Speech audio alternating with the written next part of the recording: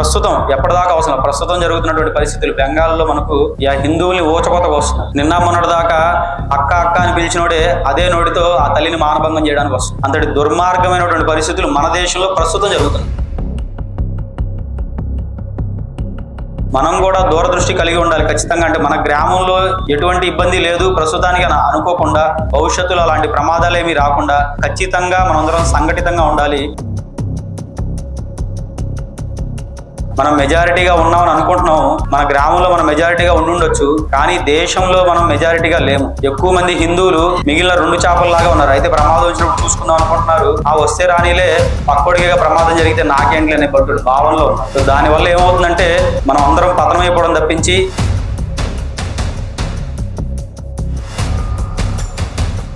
ఆడు పాస్టర్ అన్నవాడు డొక్కు సైకిల్ వేసుకుని కర్రల సంచో లేకపోతే గుడ్డ సంచో పెట్టుకుని తగిలించుకుని వస్తాడు. ఒక 5 సంవత్సరాల లోపల డబుల్ స్టేట్ బిల్డింగ్ కట్టి కారు కొంటున్నాడు. మనమే ఎక్కడ వేసిన గొంగలు అక్కడే, ఏ పాకలో ఉంటున్నామో ఒక 10 సంవత్సరాల తర్వాత కూడా అదే పాకలో ఉంటాం. మనం సంపాదించుకునేది మనకు సరిపోవట్లేదు. మన పిల్లలు మంచి స్కూల్లో చదివించుకోలేకపోతున్నాం. అలాంటి మనం మతం మారికి ఏం చేయాలి? మనం సంపాదించిన దాంట్లో 10%, 10,000 సంపాదిస్తే నెలకి 1000 రూపాయలు వాడికి ఇచ్చేయాలి. అది కాకుండా ప్రతి వారం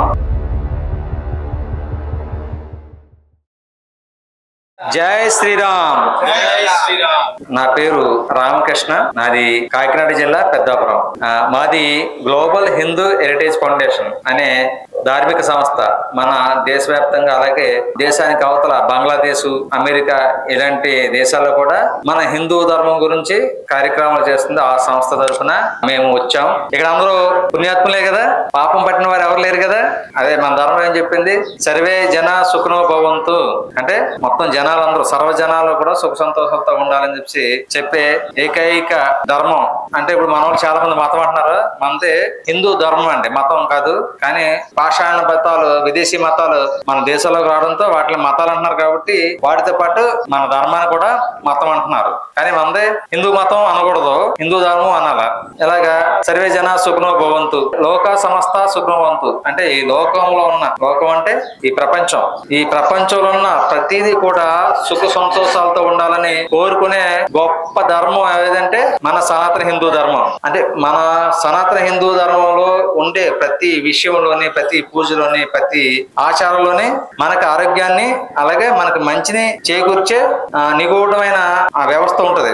ఆ వ్యవస్థ వల్లే మన ఇన్ని రోజులు కూడా మన భారతీయులు అందరికంటే గొప్పగా బతికారు. అలాంటి మన సనాతన హిందూ ధర్మాన్ని పాడు చేయాలని మనం పూర్వం బ్రిటిష్ వాళ్ళ కింద బానిసలుగా బతికేవాళ్ళం. ఎందుకు బతికామంటే మనలో ఐక్యత లేక ఈ విదేశీయులు వచ్చి మన దేశాలను ఆక్రమించి మనల్ని బానిసలుగా చేసి మనం పండించిన పంటలన్నీ మనం తినడానికి కూడా లేకుండా వారి దేశాలు పట్టుకెళ్ళిపోయేవారు. వీళ్ళని మళ్ళీ మనం గుప్పెట్లోకి తెచ్చుకోవాలంటే వీళ్ళకి ఇంత ముందులాగా మన దేశం ఆక్రమించాలంటే పని అవ్వదు. అందు గురించి ఈ హిందువులను విడదీసి, కులాల వారీగా విడదీసి క్రైస్తవ మతంలోకి మార్చి, అంటే పూర్వం మన రాజ్యాల్లో వజ్రాలు, వైడూర్యాలు ఇలా కింద పోసి అమ్మేవారు. అలాగా అంత ధనిక దేశమైన మన దేశాన్ని వీళ్ళందరూ దోచుకుని మన దేశాన్ని పేద దేశంగా చేశారు. మనం పేదలుగా ఉండడం వాళ్ళకి కావాలి. పేదలుగా ఉంటే మనల్ని మతం మార్చి మళ్ళీ వారి గుప్పట్లోకి తీసుకొచ్చు, మనం ఏదైతే ఇక్కడ సంపద ఉందో ఈ సంపద మళ్ళీ దోచుకోవచ్చు అనే ప్రయత్నం జరుగుతుంది. ఇంతకుముందు బ్రిటిష్ వాళ్ళు డైరెక్ట్ గా చేసేవారు. ఇప్పుడు బ్రిటిష్ వారిని రానివ్వం కాబట్టి బ్రిటిష్ వారికి పుట్టిన,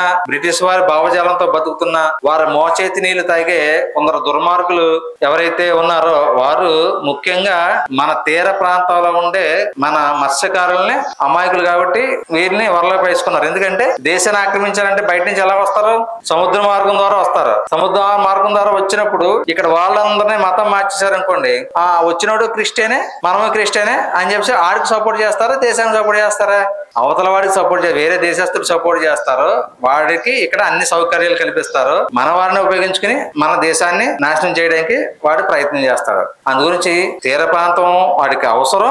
అందు గురించి మన వారికి ఏదో చిన్న చిన్న ఎర్రలు వేసి అమాయకుల్ని మతం మార్చి, మతం మారిన తర్వాత వాడు మనకు ఫస్ట్ మతం మారడానికి పావులే పెడతాడు, కానీ వాడు నెలకు వచ్చి 1000 రూపాయలు తీసుకుంటాడు. ఇప్పుడు గిరిజన ఏరియాలో కూడా మేము ఈ కార్యక్రమం చేస్తున్నాం. అక్కడ గిరిజనులు ఎలా మతం మార్చారంటే వాళ్ళకి ఆసుపత్రులు అవి అందుబాటులో ఉండవు. వారికి జ్వరం వస్తే ఏం చేసేవారంటే ప్రార్థన పేరుతో వెళ్ళి గ్లాస్ లో టాబ్లెట్ కలిపేసి ఇది పరిశుద్ధ జలం చేసి ప్రార్థన చేసిన నీరు, ఇది తాగితే మీకు తగ్గిపోతే, ఇది తాగాక మీకు ప్రార్థన చేస్తే తగ్గిపోద్ది అని చెప్పి అందులో పారాసిటమాల్ టాబ్లెట్ కలిపేసి వాళ్ళకి ఇచ్చేసి ప్రార్థన చేసేవాడు. ఇది ప్రార్థన చేసినందుకు కాదు, అందులో టాబ్లెట్ కలిపినందుకు వాడికి జ్వరం తగ్గేది. జ్వరం తగ్గితే చూసావా ఒక్క ప్రార్థనకే మా దేవుడు నీకు జ్వరం తగ్గించేసాడు అంటాడు. అంటే అమాయకులు ఏం చేస్తారు, వాళ్ళ అమాయకులే. వాడు ఏం చేస్తాడు, నాకు నిజంగా జ్వరం తగ్గిపోయింది, నిజంగా దేవుడేమో అని అక్కడ వెళ్ళడం మొదలెడతాడు. కొన్ని రోజులకి వెళ్ళాక ఏం చేస్తాడంటే వాడికి నిన్న మొన్నటి దాకా మన తమ్ముడు అన్నేవాడు, ఆడికి వెళ్ళాక విగ్రహారాధన చేయడం మహాపాపం, విగ్రహారాధికులు రాళ్ళతో కొట్టి చంపాలి, ఆ విగ్రహాలు మీరైతే ఏదైతే పూజిస్తున్నారో ఆ విగ్రహాలని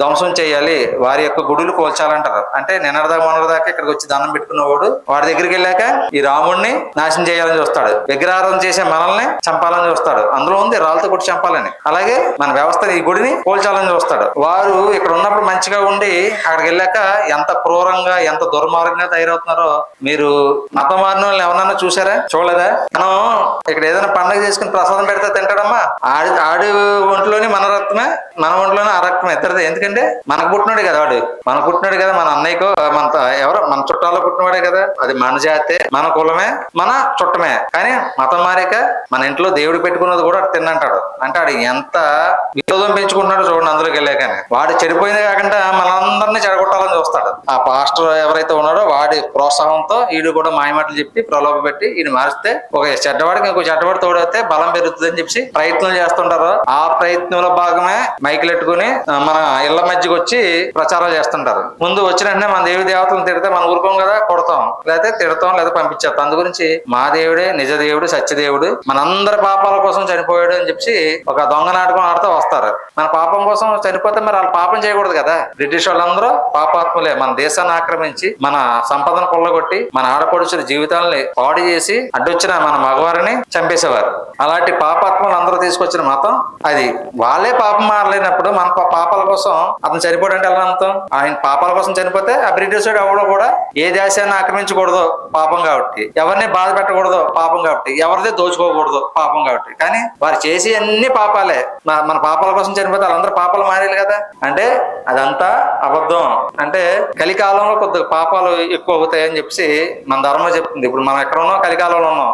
ఈ రోజుల్లో పాపాలు ఎక్కువ చేస్తారు కాబట్టి జనాలందరినీ అటు మార్చాలని ఏం చేయాలా, ఏది అవసరమో అది కావాలి కాబట్టి ఈ కాలంలో పాపాలు ఎక్కువ చేస్తారు కాబట్టి ఇప్పుడు పాపాలనే ఒక ఎరేస్తే వీళ్ళందరూ వస్తారని చెప్పి పెట్టిన కాన్సెప్ట్ పాప క్షమాపణ అని పెట్టారు. మన ధర్మం ఏం చెప్తుంది, పాపం చేయొద్దు అంటది. వాళ్ళు ఏం చెప్తారు, పాపం చేసినా క్షమిస్తా ఉంటారు. పాపం చేస్తే క్షమాపణ ఎప్పుడు జరగదు, దానికి శిక్ష ఉంటది. అది శిక్ష రూపంలో ఉండొచ్చు, కష్ట రూపంలో ఉండొచ్చు. కష్టంగానో లేకపోతే శిక్ష రూపంలోనో మనకు శిక్ష పడుతుంది తప్పించి దాన్ని అయితే తప్పించుకోలేం. ఎందుకు తప్పించుకోలేం అంటే ఈ రోజు ఎవరైతే క్రైస్తవంగా మారారో వాళ్ళందరూ సుఖంగా బతుకుతున్నారా? వారికి జబ్బులు రాకుండా ఉంటున్నారా?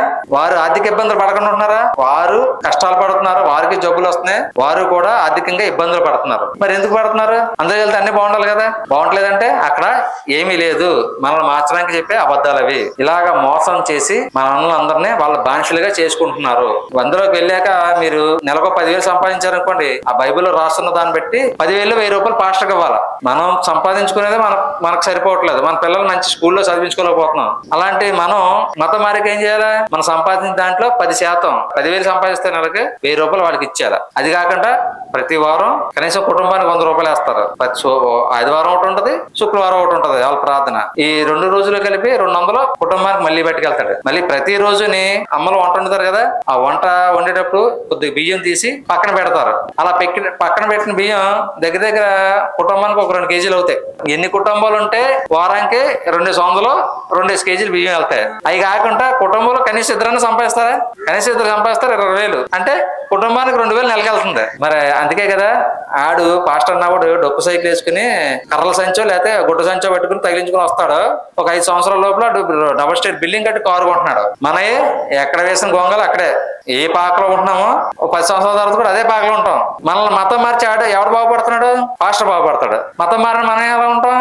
ఇప్పుడు ఎలా ఉన్నాం అలా ఉంటాం. మనం కష్టపడితేనే బతకగలం. మనం కష్టపడితేనే ఆడు కూడా సంపాదించగలడు. వాడు కూడా కష్టపడి సంపాదించగలడు. మన కష్టాన్ని దోచుకుంటాడు. బ్రిటిష్ వాడు అయితే డైరెక్ట్ గా దోచుకున్నాడు, వీడు మతం పేరుతో దోచుకుంటాడు. అందు గురించి మీరందరూ ఈ ఏరియాలోకి మీ వీధుల్లోకి వస్తే రానివ్వకుండా ఏం చెప్పినా సరే మాకు అవసరం లేదు, మా భక్తి మాకుంది, మా ధర్మం మాకుంది, మీ అందరికంటే పుణ్యాత్ములు, మాకు 1000 సంవత్సరాల నుంచి మాకు మంచి సంస్కృతి ఉంది, నిన్న మొన్న పుట్టిన మీరు మాకు చెప్పక్కర్లేదు నుంచి అందరూ వాళ్ళని వ్యతిరేకించాలి. ఇంకొన్ని మాటలు మా రాజేష్ గారు మాట్లాడతారు. మా అందరికీ జై శ్రీరామ్. ఇందాకే నా పరిచయం చేశారు రామకృష్ణ గారు. నా పేరు రాజేష్. నేను ఏదైతే మా ఆర్గనైజేషన్ ఉందో గ్లోబల్ హిందూ హెరిటేజ్ ఫౌండేషన్ కి నేను జాతీయ కార్యదర్శిగా బాధ్యతలు చూస్తూ ఉంటాను. అయితే ముందుగా ఈ గ్రామానికి వచ్చి మిమ్మల్ని అందరినీ చూడడం నాకు చాలా సంతోషంగా ఉంది. అంటే నేను ఈ ఒరిస్సా పర్యటనలో ఇలాగే మన మత్స్యకార గ్రామాలు కొన్ని వెళ్ళొస్తున్నాము. అయితే ఇక్కడ మీ గ్రామంలో నేను గమనించింది, మిగిలిన గ్రామంలో గమనించినటువంటి ఒక విషయం ఉంది. చాలా మంది చక్కగా తిలకధారణ అలాగే కంఠమాలలు వేసుకొని చాలా చక్కగా కనిపిస్తున్నారు. అది నాకు మనసుకి నేను కూర్చున్నప్పుడు గమనిస్తున్నాను. పెద్దవారిని వారిని అందరూ చక్కగా బొట్టు పెట్టుకొని కంఠమాల వేసుకొని చాలా చక్కగా, అంటే మనసుకి ఆహ్లాదంగా ఉండింది అలాంటివి చూసినప్పుడు. మనం అందరం ఆంధ్ర ప్రాంతం నుంచి వచ్చాం, మన పూర్వీకులంతా అక్కడ నుంచి వచ్చారు. అయితే అక్కడ నుంచి మనం వచ్చి చాలా కాలం అయిపోయింది, ఒక 3-4 తరాలు గడుస్తుందా. మరి అంతకాలం అవుతున్నప్పటికీ కూడా మనం ఎవరో మన మూలాలు మర్చిపోలేదు. అంటే మన భాష మర్చిపోలేదు, మన కట్టుబొట్టు మర్చిపోలేదు, మన ఆచార వ్యవహారాలు మర్చిపోలేదు. మనం ఏదైతే వృత్తిని సాగిస్తున్నామో ఆ వృత్తి ధర్మాన్ని కూడా మర్చిపోలేదు. దాని ఆధారంగానే మనం అందరం జీవనం సాగిస్తూ ఉన్నాం. ఎలాగైతే మనం నివసించేటువంటి ప్రాంతంలో మన భాష, మన వేషధారణ మర్చిపోలేదో మన మూలాలను కూడా మనం ఖచ్చితంగా గుర్తుపెట్టుకోవాల్సిన అవసరం ఉంటుంది. అంటే ఇక్కడ ఒరిస్సా మాట్లాడే వాళ్ళు అవ్వచ్చు, వేరే రాష్ట్రాల్లో వేరే భాష మాట్లాడే వాళ్ళు అవ్వచ్చు, భారతదేశంలో నివసిస్తున్న అందరూ కూడా భారతీయులు. అందున ముఖ్యంగా వారి పూర్వీకులందరూ కూడా హిందువులు. అంటే మన మూలాలన్నీ కూడా హిందూ సంస్కృతితో ముడిపడి ఉన్నాయి. నాకు చిన్నప్పుడు నేను స్కూల్లో చదువుకునేటప్పుడు ఒక కథ చదువుకునేవాడిని. ఆ కథ పేరు ఏంటంటే 3 చేపల కథ. ఒక ఊర్లో ఒక సరస్సు ఉంటుందంట, చిన్న సరస్సు. మనకు సముద్రంలో అంటే నీరంటే ఇంకిపోదు, ఎండాకాలమే అంతే ఉంటుంది, వానాకాలమే అంతే ఉంటుంది. కానీ చిన్న చిన్న చెరువుల్లో నీళ్లు ఏమవుతాయి, ఎండాకాలంలో ఎండిపోతాయి. ఒక జాలర్ ఏం చేస్తాడంటే మనం ఎట్లాగైతే చేపలు పట్టుకుంటున్నామో ఆ చెరువులో ఉండేటువంటి నీళ్లు తగ్గినప్పుడు చేపలు పట్టడం కోసం ఎదురు చూస్తూ ఉంటాడు. అయితే ఈ నీటి ప్రవాహాన్ని కొంచెం తగ్గించడం కోసం ఏం చేస్తాడంటే ఒకవైపు చిన్నగా గండి కొడతాడు, వేరే వైపుకి గండి కొడతాడు. నీటి మట్టం కొంచెం తగ్గిన తర్వాత, నీళ్లు తగ్గిన తర్వాత చేపలు పట్టుకుందాం అని చూస్తాడు. ఈ జాలరి ఒడ్డు నుంచొని మాట్లాడుకుంటూ ఉన్నది ఒక చేప ఉంటుందంట. విని జాలరి ఇలా చేపలు పడదాం అనుకుంటున్నాడు. మరి ఎక్కువ రోజులు మనం ఈ నీళ్ళలో ఉంటే కనుక నీటి మట్టం తగ్గిపోతే మనం పట్టుకుంటారు. మనం ముందే ఆ నీటి ప్రవాహంతో పాటు వెళ్తే పక్కన పెద్ద చెరువు ఒకటి ఉంటుంది, ఆ చెరువులోకి వెళ్ళిపోదాం అని చెప్పేసి తనకి 2 స్నేహితులు ఉంటే 2 స్నేహితులతో చెప్తున్నాను. అయితే అందులో ఇంకో స్నేహితుడు ఇంకో చేప ఏం చేస్తుందంటే, ఇప్పుడు మాట్లాడుకున్నారు కదా అది ఎప్పటికి జరగాలి, ఆ జరిగినప్పుడు చూద్దాం అంట. మిగిలిద్దరు అలాగే అనుకుంటారంట. సరే రాత్రిపూట గండి కొడతాడు, ఒక చేప ప్రవాహంతో పాటు వెళ్ళిపోతుంది. నీటి మట్టం తగ్గగానే ఏం చేస్తా అంటే ఆ జాలరి ఏదైతే తను గండి కొట్టాడో దాన్ని పూడి చేసి చేపలు పట్టడం మొదలు పెడతాడు. ఈ వలలో చేపలు పడతారు కదా, అవన్నీ తీసుకొచ్చి ఒడ్డునే వేస్తూ ఉంటాడంట. మిగిలిన 2 మిత్రులు ఎవరైతే ఉంటారో వాళ్ళు మరి ఊపిరాడదు కదా, చేప కొట్టుకుంటుంది కదా ఒడ్డుకి రాగానే. అయ్యో ముందే వాడు చెప్తే మాట వినుంటే బాగుండేదే, మనం వినలేదు, ఇప్పుడు ఇబ్బంది పడుతున్నాం అని అనుకుంటూ ఉంటారు. ఈ 2 చేపల్లో కొంచెం తెలివిగా ఆలోచించి చేప ఏం చేసిద్దంటే అలా కొట్టుకుంటూ పక్క నుండి నీళ్ళలో దూకేస్తుంది. ఈ మిగిలిన మంద మధ్యన ఒక చేప ఉంటుంది, ఆ చేప కొంచెం బద్ధకంగా ఉంటే దాన్ని తీసి బొట్టలు వేసుకొని వెళ్ళిపోతాడు. అంటే ఈ కథ నేను ఎందుకు చెప్పానంటే, ఈ 3 చేపల్లో ఒక చేపకి దూరదృష్టి ఉంటుంది. అంటే రాబోయేటువంటి ప్రమాదాన్ని ముందే గ్రహిస్తుంది. అంటే జాలరి గండి కొట్టినప్పుడు నీటి ప్రవాహం తగ్గుతుంది, కానీ చేపలు బతకడానికి సరిపోయేంత నీరు ఉంటుందా లేదండి? అంటే నీరు తగ్గుతుంది, భవిష్యత్తులో ప్రమాదం వస్తుందని తెలిసి ముందే ఒక చేప జాగ్రత్త పడింది. కొన్ని చేపలు ఏం చేస్తాయంటే ప్రమాదం వచ్చిన తర్వాత చూసుకుందాం అని చెప్పి ఆగాయి, కొన్ని ఆ ప్రమాదంలో చచ్చిపోయాయి. ఈ కథ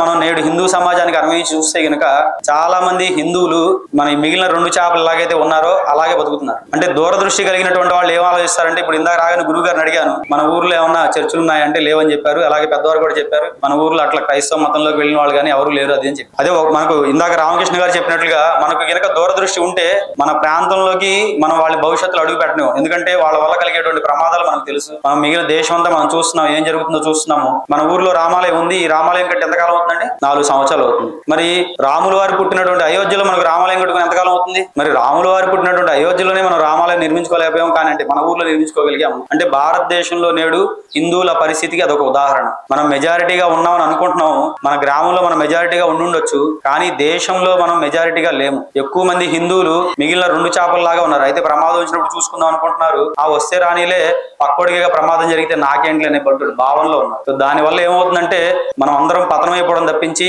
వేరే అవకాశం అంటూ మనకు లేదు. మనందరికీ తెలుసు, ఇప్పుడు అంటే చాలా మంది ఈ రోజుల్లో ఇంటర్నెట్ వాడేవాళ్లే కాబట్టి ప్రస్తుతం ఎప్పటిదాకా అవసరం ప్రస్తుతం జరుగుతున్నటువంటి పరిస్థితులు బెంగాల్లో మనకు హిందువుల్ని ఊచకోతకు వస్తున్నారు. నిన్న మొన్నటి దాకా అక్క అక్క అని పిలిచినోడే అదే నోటితో ఆ తల్లిని మానభంగం చేయడానికి వస్తుంది. అంతటి దుర్మార్గమైనటువంటి పరిస్థితులు మన దేశంలో ప్రస్తుతం జరుగుతున్నాయి. మనం కూడా దూరదృష్టి కలిగి ఉండాలి ఖచ్చితంగా. అంటే మన గ్రామంలో ఎటువంటి ఇబ్బంది లేదు ప్రస్తుతానికి అనుకోకుండా, భవిష్యత్తులో అలాంటి ప్రమాదాలు ఏమీ రాకుండా ఖచ్చితంగా మనందరం సంఘటితంగా ఉండాలి. ఇందాక గురువు గారు ఒక పిలిపించారు, ఒక చిన్న కార్యక్రమం అన్నారు, చక్కగా అందరూ వచ్చి గ్యాదర్ అయ్యారు. చాలా గ్రామాల్లో ఈ అవకాశం లేదమ్మా. చాలా గ్రామాల్లో దేవాలయాలు పేరుకే దేవాలయాలు, స్వామివారు ఉంటారు, పొద్దున్నే ఏదో పూజ చేసేస్తారు, హారతి ఇస్తారు, నైవేద్యం పెడతారు, వాళ్ళ పని ఏదో వాళ్ళు చేసుకుంటారు. పూజలు భగవంతుడికి అవసరమా? నైవేద్యం భగవంతుడికి అవసరమా? దేవాలయాలు మానవుడి యొక్క వ్యక్తిత్వ వికాసం కోసం, మానవుడు ఉద్ధరణ కోసం మనం నిర్మించుకుంటున్న దేవాలయాలు. భగవంతుడికి ఏ దేవాలయం అవసరం లేదమ్మా. ఆయన తీసుకెళ్లి చెట్టు కింద పెట్టినా ఉంటాడు, ఎండలో పెట్టినా ఉంటాడు, అసలు గుడి కట్టకపోయినా ఉంటాడు. గుడి కట్టుకునేది మన కోసం, మన సంస్కారం కోసం. మన తరతరాలు ఈ సంస్కృతిలో కొనసాగాలి అంటే మనం దాన్ని విడిచిపెట్టకుండా చేస్తూ ఉంటే మనల్ని చూసి మన పిల్లలు నేర్చుకుంటారు. ఇప్పుడు మన పిల్లలు చేపలు పట్టడం ఎలా వస్తుంది? ఎవరిని చూసి నేర్చుకుంటారు? మనల్ని చూసి నేర్చుకుంటారుగా. అలాగే మనం సంస్కృతిని పాటిస్తూ ఉంటేనే పిల్లలు కూడా, తల్లిదండ్రులు ఏం చేస్తున్నారో పిల్లలు అది చేస్తారు. మనం ఏమి చేయకుండా, మనం గుడికి వెళ్లకుండా పిల్లల్ని గుడికి వెళ్ళండి అని, లేదా మనం మంచి వాళ్ళగా ఉండకుండా పిల్లల్ని మాత్రం మంచిగా ఉండమని చెప్తే అది సరిపోదాం. తండ్రి తాగుబోతూ వ్యసనపరుడు అయ్యి పిల్లవాడిని నువ్వు తాగొద్దురా మంచిది కాదని చెప్తే బాగుంటుందా? పిల్లవాడు మంచిగా ఉండాలంటే ముందు తండ్రికి మంచి గుణాలు ఉండాలి. చిన్నప్పుడు వింటాడు మాట, పెద్దయ్యాక ఏమంటాడు? నాకు చెప్పొచ్చేవాళ్ళు పోవాయి అంటాడు. నువ్వు తాగుతున్నావు నాకు చెప్పేవాడు అంటాడు. అంటాడా? కాబట్టి మనం సంస్కృతిని, ధర్మాన్ని ఆచరించకుండా పిల్లల్ని ఆచరించమని మనం చెప్పలేము. ఒక వయసు వరకు భయంతో వింటారేమో, తర్వాత వాళ్ళు మన మాట వినరు. కాబట్టి మనం మన తరంలో మన సంస్కృతిని, ఆచారాన్ని మనం అవలంబిస్తూ ఉంటే మనల్ని చూసి పిల్లలు నేర్చుకుంటారు. ఈ గ్లోబల్ హిందూ హెరిటేజ్ ఫౌండేషన్ ద్వారా చిన్నపిల్లలకి బాల సంస్కార కేంద్రాలు అవ్వచ్చు, ఇలాగే భజనా సమాజాలు అవ్వచ్చు, చాలా కార్యక్రమాలు చేస్తూ ఉంటాము. అలాగే త్వరలో కూడా మన ప్రాంతంలో కూడా కొన్ని కార్యక్రమాలు మేము చేద్దాం అనుకుంటూ ఉన్నాము. అందులో భాగంగానే ఈ రోజు ఈ గ్రామానికి రావడం జరిగింది. ముందు ముందు చాలా సందర్భాల్లో మనం అందరం కలిసి ఇలాంటి ఎన్నో చేసుకుందాము. మేము వస్తున్నామని కూడా ఎవరికి తెలియదు. మేము వచ్చి మీ పిలవగానే ఇంతమంది వచ్చి ఎంతసేపు ఓపికగా మేము చెప్పిన మాటలు విన్నందుకు అందరికీ ధన్యవాదాలు తెలియజేస్తూ, మీ గ్రామంలో ఎప్పుడు ఇలాగే మీరందరూ కలిసికట్టుగా ఉండాలని, ఆ భగవంతుడి సేవలో ఉండాలని కోరుకుంటూ, భవిష్యత్తులో ఎవరు కూడా మత మార్పిడి చేయడానికి కానీ, ఎవరు వచ్చినా గానీ ఎవరిని లోపలికి రానివ్వకండి అమ్మ, గ్రామంలోకి ఎవరిని రానివ్వకండి. అలా మనం మంచితనంతో రానివ్వబట్టే కొన్ని వందల సంవత్సరాలు మనం విదేశీ పరిపాలనలో ఉన్నాం. ఇందాక అమ్మ అడిగింది కేవలం క్రైస్తవులే వచ్చారని. క్రైస్తవుల కంటే ముందు ముస్లిమ్స్ వచ్చారు, తర్వాత బ్రిటిష్ వాళ్ళు వచ్చారు. మనకు ఉండేటువంటి మంచితనం ఏంటంటే, మన సంస్కృతికి ఉండేటువంటి మంచితనం, దేశంలోకి ఎవరు వచ్చినా కానీ మనం రాణిస్తాం. మనకి ఈ గ్రామంలోకి వచ్చి ముక్కు మొహం తెలియని అమ్మ నాకు ఆకలిగా ఉందంటే ఒక ముద్ద అన్నం పెడతాం. మన పూర్వీకుల నుంచి మనకు ఉన్నటువంటి ఆచారం మన సంస్కృతిలో భాగం. మన మంచితనమే వాళ్ళు బలహీనతగా తీసుకున్నారు. వాళ్ళు మనం మంచికి మంచిగా ఉండాలి. ఈ రోజుల్లో యుగ ధర్మాన్ని బట్టి చెడుకు చెడుగాను ఉండాలి. కాబట్టి ఏది మంచి ఏది చెడు మనకు తెలుసు. కాబట్టి ఎవరిని మన గ్రామంలోకి రానివద్దు. మనం అందరం కూడా హిందువులుగానే ఉండాలి. మన తర్వాత తరాలు కూడా హిందువులుగానే ఉండాలని మనస్ఫూర్తిగా కోరుకుంటున్నాను. అందరికీ ధన్యవాదాలమ్మా. జై శ్రీరామ్.